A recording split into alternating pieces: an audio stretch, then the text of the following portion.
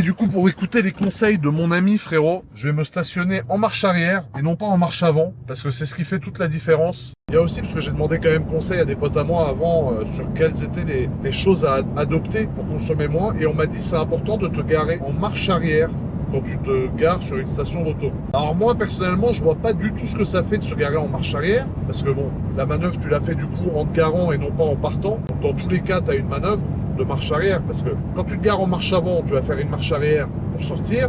Mais quand tu te gares en marche arrière, bah, du coup tu fais la marche arrière pour te garer et non plus pour sortir. Mais c'est vrai que peut-être c'est moins encombrant de faire une marche arrière pour te garer qu'une marche arrière pour sortir, parce que la visibilité est moins bonne, etc. Et du coup, pour écouter les conseils de mon ami frérot, je vais me stationner en marche arrière et non pas en marche avant, parce que c'est ce qui fait toute la différence. Tu sais que j'ai jamais fait ça de ma vie encore, hein. Me garer en marche arrière, c'est un truc que je n'ai jamais fait, frérot. Moi je vois pas à quoi ça sert, parce que là tu vois, du coup tu manœuvres pour te garer et non pas pour sortir. Donc je vois pas trop quelle est la différence. Mais du coup voilà, je me suis garé en marche arrière. Bon, c'est pas mal, fait une petite différence sympathique. Alors tu vois, apparemment la technique de la marche arrière, je crois que je suis le seul à l'appliquer, hein, parce que là tout le monde est garé en marche avant, frérot. Donc je suis pas sûr que ça marche vraiment, mais moi au moins j'ai appliqué le conseil qu'on m'a donné. Et du coup le fait d'être garé directement en marche arrière, bah en effet, ça t'évite de manœuvrer pour sortir.